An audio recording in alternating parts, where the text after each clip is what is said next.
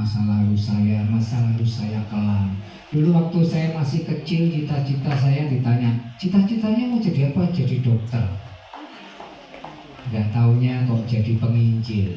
Nggak kepikir kan, karena saya waktu masih kecil saya agama seberang.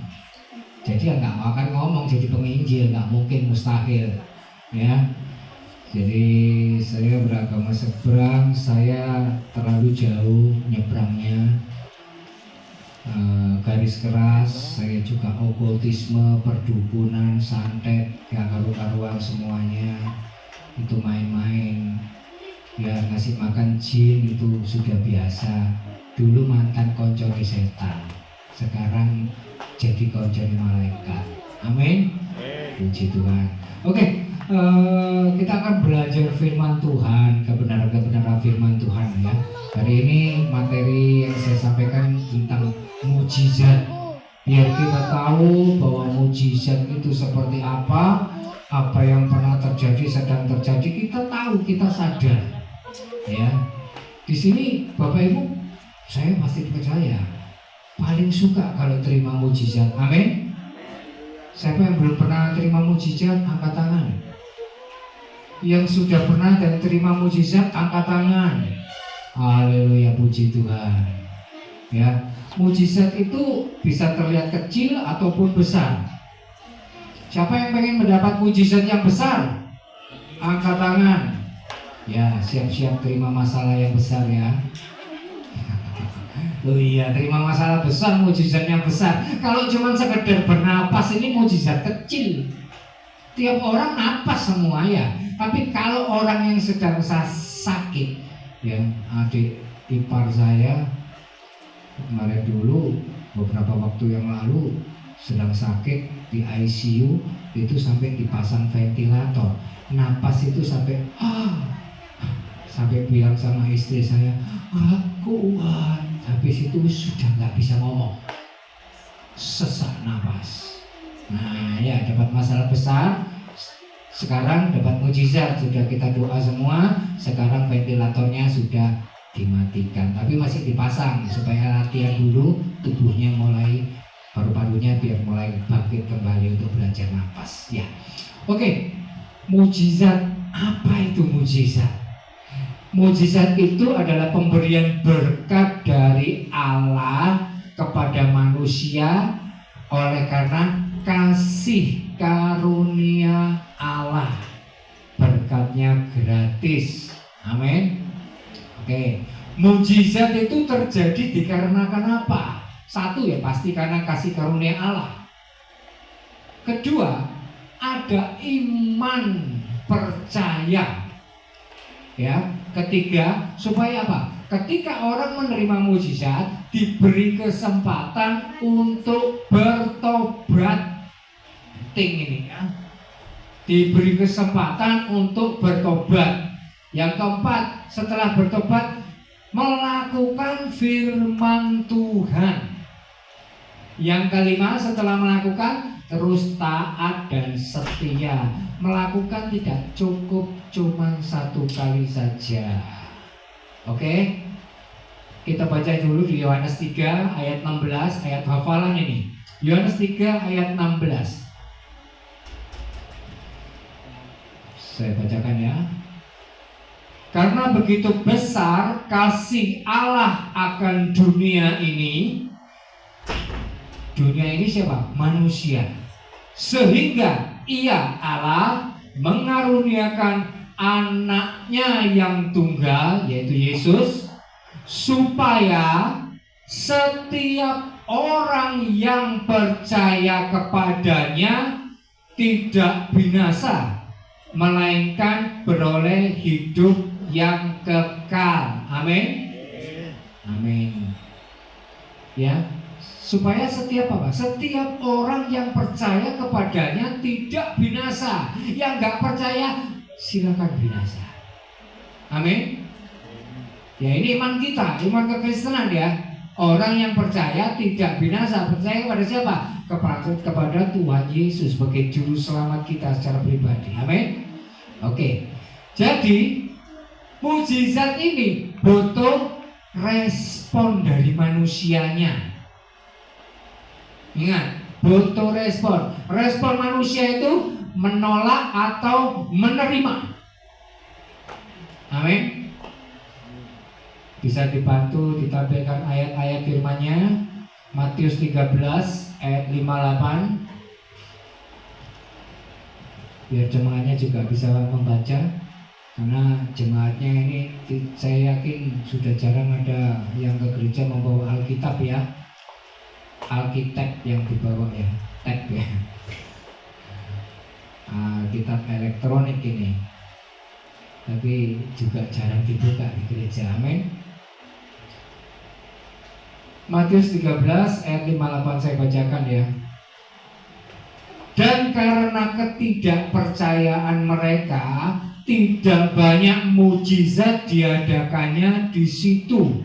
Ketika Tuhan Yesus pulang ke Nazaret, ke kampungnya, kampung halaman, ya, Tuhan Yesus memberitakan dirinya, yaitu firman Tuhan, menyampaikan dirinya, menyampaikan firman Tuhan. Setelah menyampaikan firman Tuhan, hikmatnya luar biasa. Sedangkan orang-orang di sana melihat, loh itu kan Yesus, anaknya Ucup, anaknya Yusuf, sama Maria, tukang kayu itu. Kenapa dia bisa begini? Apa dia kesurupan?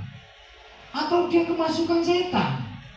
Atau dia bagaimana? Mereka tidak percaya. Maka di situ dikatakan, dan karena ketidakpercayaan mereka, tidak banyak mujizat diadakannya di situ. Berarti sebagian banyak orang yang menolak, sehingga mujizat tidak terjadi. Tuhan memberikan mujizat kepada manusia, sembuh. Orang itu tidak mengimani kesembuhan, tidak percaya. Kira-kira sembuh apa enggak? Enggak sembuh. Orang yang punya iman aja belum tentu sembuh kok. Amin. Benar nggak? Apakah semuanya dalam nama Tuhan Yesus pasti terjadi? Ayo, harus berani jawab, berani ngomong orang Kristen. Jangan ngawur, Kristen ngawur. Wah, pokoknya dalam nama Tuhan Yesus beres, pasti terjadi. Ngawur Kristennya. Dalam nama Tuhan Yesus itu kan kalau kita yang ngomong kehendak kita. Apakah kehendaknya Allah terjadi? Belum tentu. Ya. Orang Kristen jangan tuh, Pak, saya sudah doa dalam nama Tuhan Yesus gak pernah dikabulkan. Gak Kristen-Kristenan, kita tambah ngawur. Ya, jangan ngawur dengan iman kita, ngawur keinginan kita harus terjadi menggunakan nama Tuhan Yesus. Kamu pikir Tuhan Yesus itu jongosmu, pesuruhmu? Amin. Diperintah-perintah? Enggak. Kalau bukan kehendak Tuhan, tidak bisa terjadi. Itu yang harus kita sadar. Orang Kristen yang benar-benar harus sadar ini. Jangan gak dikabulkan doanya ngambek, gak Kristen-Kristenan gak nang gereja. Iya loh. Kristen tempe, tobat kumat ya. Sadar ya, orang Kristen yang benar-benar Kristen harus sadar ya. Jangan Kristen sakarepe dhewe ngatur Tuhan Yesus. Jadi di Nazaret tidak banyak mujizat terjadi karena apa? Tidak banyak yang percaya. Dia menganggap Yesus apa? Mereka itu berpikiran Mesias yang akan datang itu seorang raja yang kaya raya, datang menyelamatkan mereka yang waktu itu bangsa Israel dijajah oleh bangsa Romawi. Sehingga yang diharapkan Mesias itu seorang raja yang akan membebaskan bangsa Israel dari jajahan bangsa Romawi. Itu otak mereka. Bebas dari bangsa Romawi, mati masuk neraka. Tapi Tuhan Yesus datang sebagai Mesias, membebaskan manusia dari kutuk dosa. Mati masuk surga kalau percaya. Pilih mana? Bebas dari bangsa Romawi, mati tetap masuk neraka. Bebas dari kutuk dosa, percaya Tuhan Yesus, mati masuk surga. Itu yang tidak ada di pikiran mereka. Salah pandangannya mereka tentang Mesias. Juru selamat dipikir ya menyelamatkan dari tentara Romawi. Ya itu pandangannya dulu ya. Oke. Markus 2 ayat 4, 5 saya baca. Ya ini tentang orang lumpuh ini ya. Bisa ditampilkan LCD? Tidak bisa. Oh, nyerah, angkat tangan dua-dua ini. Nah, Bapak sudah, Bapak Ibu belajar untuk baca sendiri, buka Alkitabnya. Ya, ini ceritanya begini. Orang lumpuh yang diampuni, disembuhkan. Ya, di Markus 2 ayat 4, saya tak coba buka aja ya. Saya gak enak ini.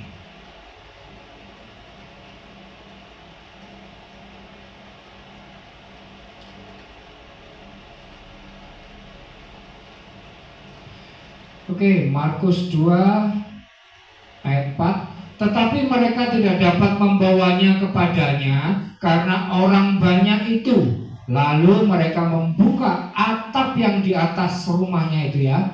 Sesudah terbuka, mereka menurunkan tilam tempat orang lumpuh itu terbaring.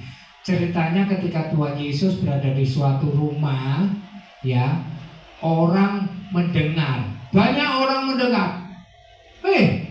Firman sedang datang di rumahnya Pak Bejo. Orang-orang itu mendengar bahwa ada firman datang, yaitu Yesus. Mereka datang ke rumahnya Pak Bejo di Israel. Ya, kumpul mereka semuanya masuk. Sesak sampai berada di luar, tidak bisa masuk karena di dalam sudah penuh manusia. Ada orang sakit lumpuh sedang ditaruh di tandu, digotong sama 4 orang. Ya, 4 orang. Pertanyaan saya, kalau orangnya ini yang sakit lumpuh, kurus kerempeng, perlu nggak 4 orang yang godong? Malah enteng, 2 orang aja sana sama sini, dikit selesai. Ini 4 orang. Pasti orangnya tinggi besar gitu ya. Berat gak kalau tinggi besar gitu? Berat kan? Makanya harus butuh 4 orang. Oke. Iman percaya mereka, pokoknya harus ketemu Tuhan Yesus, pasti sembuh. Gak bisa masuk rumah. Maka mereka membawa 4 orang ini naik ke atap rumah itu, membuka atap rumah, menurunkan pasien bersama tilamnya dari atas. Saya mau tanya, atap rumah zaman dulu, 2000 tahun yang lalu, dengan atap rumah sekarang yang pakai besi baja ringan, kuat mana? Kuat dulu apa sekarang? Kuat dulu. Teknologi sekarang Pak canggih Pak, dulu tidak ada handphone Pak. Sekarang ada handphone, ada baja loh. Saya sudah ngomong baja ringan. Ya kuat sekarang dong teknologinya. Tapi 4 orang itu loh, dengan satu pasien yang gede tinggi loh, naik ke atap itu nggak takut ambrol. Ini mereka bayar harga bener ini, nekat ini, iya kan? Iman percaya nekat naik ke atas. Lah kalau sampai jebol atapnya 5 jatuh, apa gak mati kabeh? Minimal patah tulang loh itu. Tapi dengan iman percaya mereka naiknya aja susah itu, iya kan?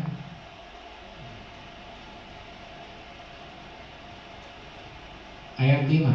Ketika Yesus melihat iman mereka, berkatalah ia kepada orang lumpuh itu, "Hai anakku, dosamu sudah diampuni." Amin. Orang lumpuh datang ke Tuhan Yesus mau minta sembuh. Bonusnya luar biasa, bukan hanya kesembuhan, tapi dosanya juga diampuni. Ya, saya bacakan 11 saja, 11 sampai 12. Kepadamu kukatakan, bangunlah, angkatlah tempat tidurmu dan pulanglah ke rumahmu. Dan orang itu pun bangun, segera mengangkat tempat tidurnya dan pergi keluar di hadapan orang-orang itu. Sehingga mereka semuanya takjub lalu memuliakan Allah. Katanya, yang begini belum pernah kita lihat bro. Katanya itu. Amin. Haleluya. Masih ada jemaatnya? Amin. Amin. Yang keras dong. Kalau ditanya itu jawab, salah gak salah gak masalah. Salah dibetulkan, benar dapat sepeda. Amin. Haleluya. Ya, jadi harus ada iman percaya. Ya, terus apa? Gak cukup iman tanpa perbuatan, hakikatnya mati. Ya, terus kita punya iman sudah lakukan dengan perbuatan, harus taat terus. Ya. Perbuatan apa? Perbuatan baik itu. Berbuat baik itu harus terus menerus setiap hari. Ya, berdoa juga terus menerus. Jangan pantang mundur, jangan pantang menyerah ya. Beribadah itu seminggu berapa kali? Bapak Ibu di sini beribadah seminggu berapa kali?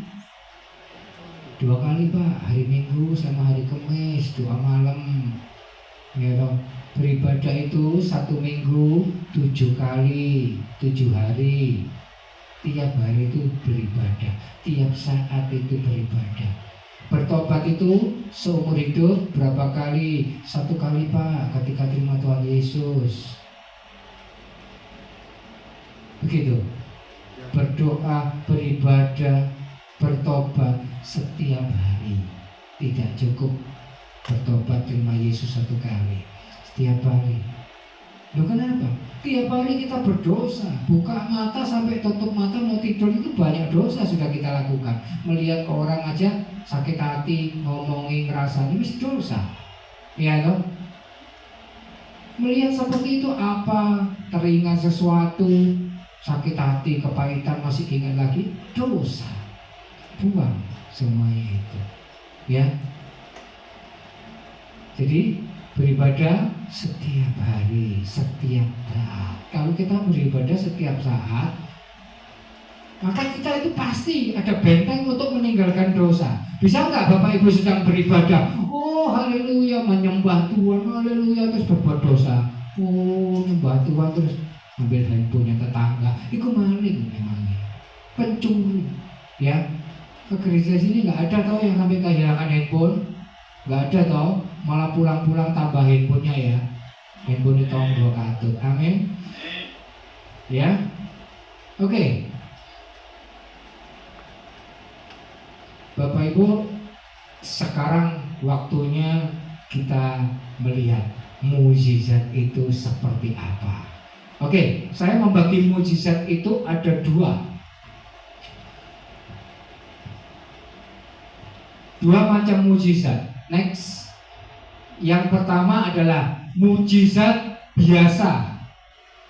Nah, ini kalau mau difoto silakan ya, buat di catatan ya.